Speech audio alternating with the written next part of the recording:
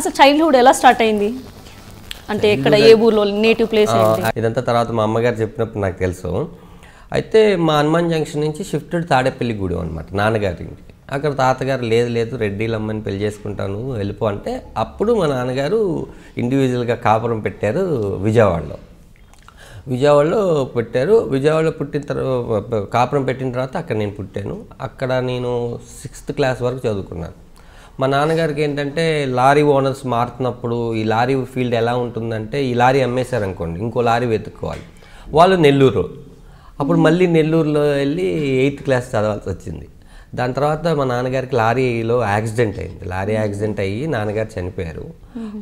చెన్నై హాస్పిటల్కి తీసుకొని వెళ్ళాం. అక్కడ కోమాలో ఉండి చనిపోయారు. ఆ తర్వాత అమ్మగారికి ఇంకెవరు లేరు, ఇంకెక్కడికి వెళ్తారో వాళ్ళ అమ్మగారి ఇంటికి వెళ్తారు కాబట్టి మళ్ళీ హనుమాన్ జంక్షన్కి రావడం. హనుమాన్ జంక్షన్లో 8th కంప్లీట్ చేసి 9th అక్కడే చదివి 10th ఎగ్జామ్స్ రాసి కరెక్ట్గా యాక్చువల్లీ మా నాన్నగారిది తాడేపల్లిగూడెం అండి, అమ్మగారిది హనుమాన్ జంక్షన్. మా అమ్మగారు వాళ్ళకి లారీలు ఎక్కువ ఉండే అనమాట. అమ్మగారు వాళ్ళు రెడ్డీస్. మా నాన్నగారు అదే లారీకి క్లీనర్గా వర్క్ చేసేవాళ్ళు అనమాట. అక్కడ వాళ్ళిద్దరికి లవ్ స్టార్ట్ అయింది. అప్పట్లో లవ్ స్టోరీ అనమాట. అయితే అప్పుడు క్యాస్ట్ ఫీలింగ్ చాలా ఎక్కువ. అది కాకుండా రాజులు రెడ్డిలు అంటే అస్సలు మామూలు విషయం కాదు, అది అస్సలు పెళ్లి చేసుకోవడానికి నో ఛాన్స్ అనమాట. అలా మా అమ్మగారు నాన్నగారు ప్రేమించి పెళ్లి చేసుకున్నారు. మళ్ళీ దొరికిపోయారు. ఎందుకంటే మా నాన్నగారు లారీతో సహా తీసుకొని వెళ్ళిపోయారు మా అమ్మగారిని. ఆ లారీ నెంబర్ చేంజ్ చేసి పట్టుకొని అలా తీసుకుని వచ్చిన తర్వాత అసలు ఇతను పెళ్లి చేసుకోవడం ఏంటి, అతను పెళ్లి చేసుకోవడం ఏంటి అని చెప్పి గొడవలు అయినాయి. పారిపోయి వచ్చేసాను నేను. ఇలా నా చిన్నతనం అంతా జరిగింది. నన్ను చూసి నేను ఇక్కడికి వచ్చిన తర్వాత హీరో అయిపోదామని వచ్చేసిన తర్వాత ఇక్కడ చాలా కష్టాలు, స్ట్రగుల్స్. 250-300 తెచ్చుకున్నాం అప్పుడు అమ్మ పోపుల డబ్బాల నుంచి తీసి. హోటల్లో వర్క్ చేయడం, దాని తర్వాత మా నాన్నగారికి క్లీనర్గా వర్క్ చేసిన ఒక ఆయన వచ్చి నన్ను చూడడం. అప్పుడు ఫోన్లు ఏం లేవండి, ట్రంకాలు కాల్ చేసి మా అమ్మగారిని రప్పించడం. అప్పుడు నేనేమన్నానంటే అమ్మ అక్కడ ఎవరు లేరు, మనకి సరిగ్గా చూడట్లేదు అక్కడ కూడా ఎవరు, ఇక్కడే ఉండిపోదాము, నేను ఆర్టిస్ట్ అవుదా అంటే అప్పుడు అమ్మగారు అపోలో హాస్పిటల్లో ఆయోగా వర్క్ చేశారనమాట.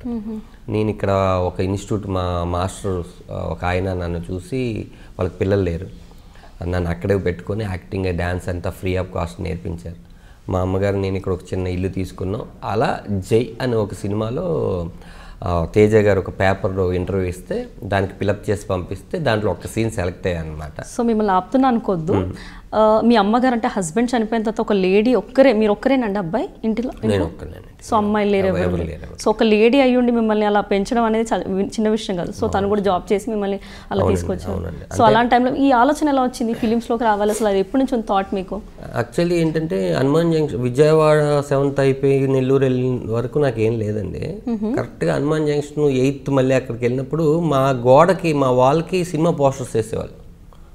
ఈ సినిమా పోస్టర్స్ అప్పుడు ఏంటంటే మనకి ఇప్పటిలాగా 2 వారాలు 3 వారాలు కాదండి. పోస్టర్ పడితే 50, 100, 150, 175, 300 రోజులు కూడా ఆడినాయి. ఒకటే పోస్టరు అలా నన్ను బాగా ఇన్స్పైర్ చేసింది ఎముడుకు మొగుడు పోస్టర్. చిరంజీవి గారు, కైకాల సత్యనారాయణ గారు ఉంటే చిరంజీవి గారు సూట్ వేసుకుని గద పట్టుకుంటారు. అది ఎక్కువ రోజులు ఉండేసరికి రికార్డింగ్ డ్యాన్స్లు ఇవన్నీ మా ఊర్లో పెడుతుంటారు అటు సైడ్. పెట్టినప్పుడు వెళ్ళి చిరంజీవి గారి లాగా డ్యాన్స్ చేయడం ఈయనలాగా చేసేసరికి నువ్వు డ్యాన్స్ చాలా బాగా వేస్తావు, సినిమా ఆర్టిస్ట్ అయిపోతావు, ఎవరో ఒకరు అంటూ ఉంటారు, మనలో ఉండదు అది ఫస్ట్.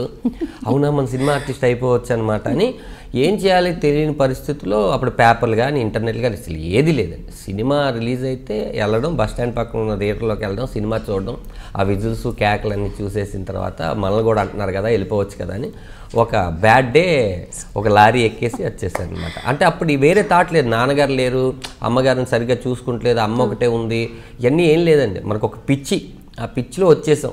సో మరి వాళ్ళు భయపడతారు అలా ఏం లేదా? అంటే అస్సలు ఏం లేదండి. మనం ఇక్కడికి వచ్చి సినిమా హీరో అయిపోతాము ఆ తర్వాత అని ఇక్కడికి వచ్చి నాకు నేను భయపడ్డాను. అమ్మో మనం ఎప్పుడు వదిలేము.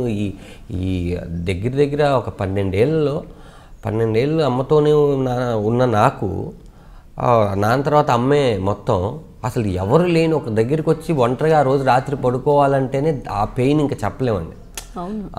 అదే నాకు ఎలా అయిపోయిందంటే ఒక ఆడపిల్లని పెళ్లి చేసి పంపించేస్తే ఆ ఆడపిల్ల ఏడుస్తుంది కదా, అలా ఏడ్చారనమాట ఆ రోజంతా. ఏజ్ అది ఎంత ఏజ్ అప్పుడు మీకు? నాకు అప్పుడు ఎంత ఉంటాయండి, 10th రాసి వచ్చేసంటే 10th 16-15 మధ్యలో. ఓ మై గాడ్, అంత పెద్ద డెసిషన్ తీసుకున్నారు అయితే. ఒక పోస్టర్ మీ జీవితాన్ని మార్చేసింది అనమాట అయితే. వాల్ కేసిన పోస్టర్ కాస్త హీరో అనుకోవడం. చిరంజీవి గారు నా వెనకాల ఉండి నన్ను నడిపించారు. సో ఇప్పుడు ఏమైనా రిగ్రెట్ అవుతారా, ఎందుకు ఈ మూవీ లైన్కి వచ్చాను, అసలు రాకపోతే బాగుండేది కదా? సక్సెస్ అవ్వకపోయి ఉంటే అనుకునేవాడినేమో, పర్లేదు ఒక 125 సినిమాలు చేసి జనాల్లో ఒక గుర్తింపు, దండాజ్ అంటే అందరికీ తెచ్చుకున్నాను కాబట్టి ఆ థాట్ రాలేదు. ఒకవేళ లేకుండా ఉంటే కనుక నిజంగా బాధపడేవాడినేమో. సో ఇనీషియల్ స్టేజెస్లో మీరు అక్కడి నుంచి హైదరాబాద్కి వచ్చారు కదా, ఇంట్లో చెప్పుకుంటూ వచ్చారు. ఫస్ట్ ఆఫ్ ఆల్ ఆ పెయిన్ ఆల్రెడీ మీలో ఉంది.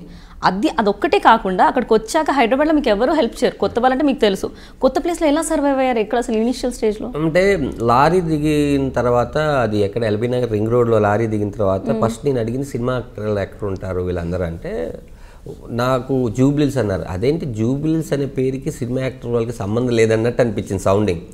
ఎవరు ఒక ఆయన అన్నారు ఫిలిం నగర్ అని. ఫిలిం ఉంది దాంట్లో అంటే అందరూ ఇక్కడే ఉంటారు. నేనేమనుకున్నానంటే చిరంజీవి గారు, నాగార్జున గారు, వెంకటేష్ గారు, బాలకృష్ణ గారు వీళ్ళందరూ పక్కపక్కన ఇంట్లో ఉంటారు. ఈ ఇంటికి వెళ్ళి కలుస్తాము, ఈయన కాదంటే ఆ ఇంటికి వెళ్ళి కలుస్తాము, ఆయన కాదంటే ఇంకో ఇంటికి వెళ్తాం, ఇట్లా ఎవరో ఒకళ్ళు ఛాన్స్ ఇచ్చేస్తారులే అని చెప్పేసి అప్పుడు 127 ఒకటి కోటి నుంచి 47 వై అని చెప్పేసి ఎల్ అని ఎల్వి ప్రసాద్ నుంచి వచ్చేది, వై అని ఇసుగు నుంచి వచ్చేది. Film Nagar last bus stand దిగిన తర్వాత ఫస్ట్ రామనాయ్ స్టూడియో, దాని తర్వాత పద్మాలయ స్టూడియో, ఇలా హోటల్లో భోజనం చేసుకుంటూ తిరుగుతుంటే ఆ రోజు రాత్రి ఎక్కడ పడుకోవాలో తెలియకుండా ఎక్కడో రామనాయ్ స్టూడియో గేట్ దగ్గర ఆ వాచ్మెన్ తిట్టడమో ఇవన్నీ అయిపోయినాక ఆ డబ్బులు అయిపోయిన తర్వాత అర్థమైంది. అప్పుడు అమ్మ గుర్తుకొచ్చింది. ఆకలి గుర్తుకొచ్చిందంటే ఫస్ట్ అమ్మ గుర్తుకొచ్చేస్తుంది. అమ్మ గుర్తుకొచ్చేసింది, మనకంటే ఎవరు లేరు, నేను ఎందుకు ఇలా వచ్చేసాను, కానీ ఏదో ఒక అవుతానని ఒక కాన్ఫిడెంట్.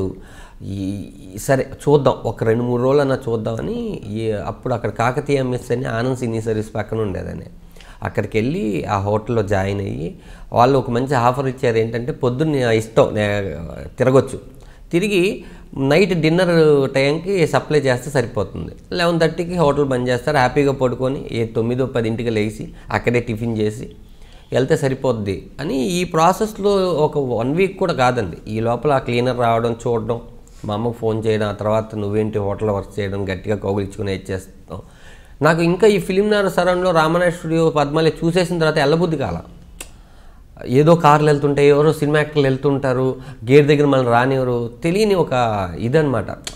ఆ ఏజ్ గ్రూప్లో అలా ఉంటుంది. ఏ డిసిషన్ అన్నా అదిగా అంటారు, 10th నువ్వు తీసుకోవాలి కరెక్ట్గా. నువ్వు ఏదైనా ఫీల్డ్ ఎంచుకునేటప్పుడు 10th క్లాస్ అనేది ఏంటంటే కరెక్ట్ మెచ్యూర్ అవుతున్న టైం కదండి.